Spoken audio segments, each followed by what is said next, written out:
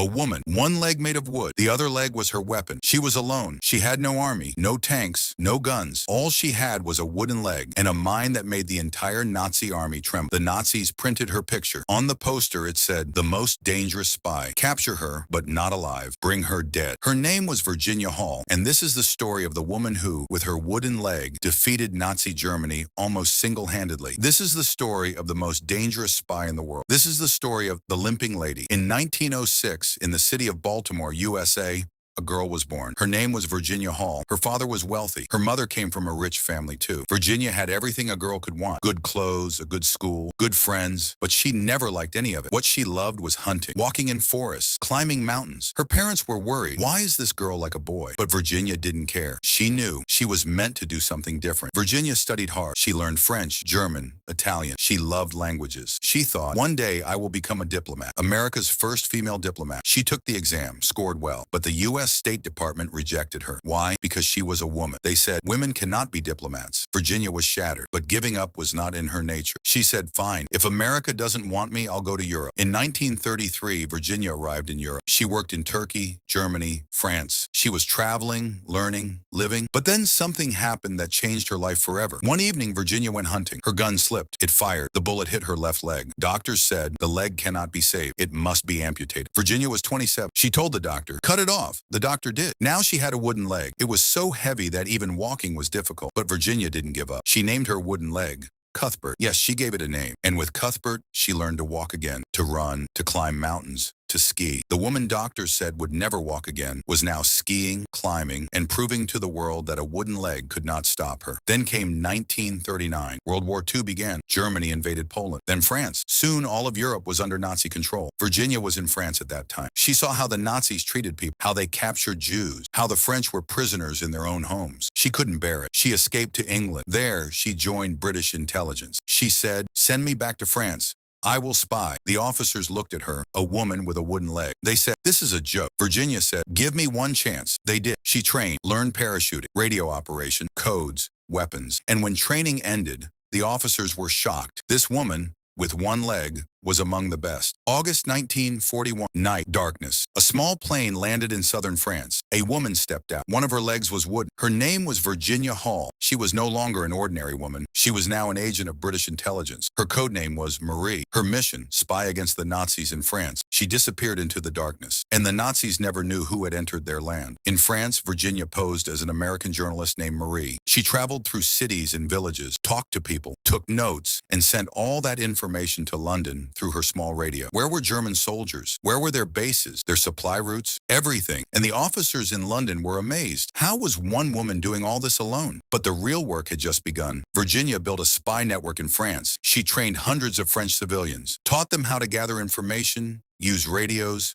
hide weapons. The network became so large that the Germans had no idea their every move was being watched, and behind it all was one woman with a wooden leg. One day, the Germans found out. A traitor revealed everything. He told them about an American woman named Virginia Hall spying in France. German officers printed her picture. The poster read, "Virginia Hall, American spy, most dangerous. Reward for capture. Not alive. Kill her." Now the entire country was searching for her. Checkpoints everywhere. Searches everywhere. Virginia was in danger. Her allies told her, "Leave, escape," but she refused. She said, "My work is not finished," but the danger kept growing. The Germans were getting close. Then London sent orders, "Leave immediately. Return." There was no easy way out. Airports were closed. Ports were sealed. Germans were everywhere. So she made a plan. She said, "I will cross the mountains into Spain." Her companions said, "Are you crazy? Snow-covered mountains.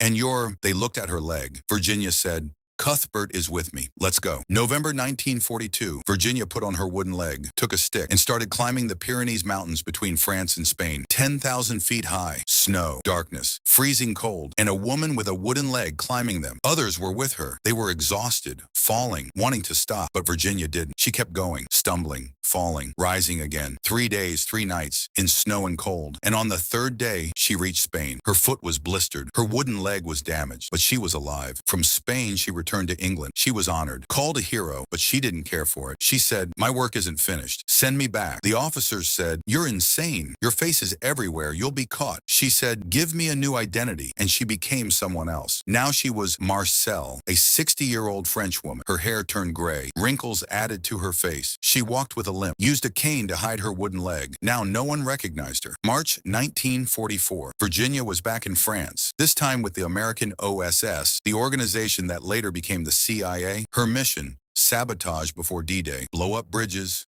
cut railway lines, disrupt German supply, and she did exactly that. She built another network, trained over 100 people, gave them weapons and radios, and then the operations began. One night, a railway bridge destroyed. Another night, a fuel depot burned. Another, telegraph lines cut. German officers were confused. They had no idea who was behind it. They had no idea it was a woman with a wooden leg. Then came the biggest moment. June 6th, 1944, D-Day. Allied forces landed in Normandy. Germans moved troops north, but thousands were still in the south. Virginia's mission: keep them there. And she succeeded. Her network destroyed roads, bridges, railways. The German army was trapped, unable to move, and all of it because of one woman. One day her radio stopped working. Contact with London was lost. Her team panicked. She said, "I'll get a new one." They asked, "From where?" She said, "London." They thought she had lost her mind. That meant crossing enemy territory, the sea, and coming back. She went. A week later, she returned with a new radio. She had done the impossible. September 1944. Allied forces reached southern France. The Germans were defeated,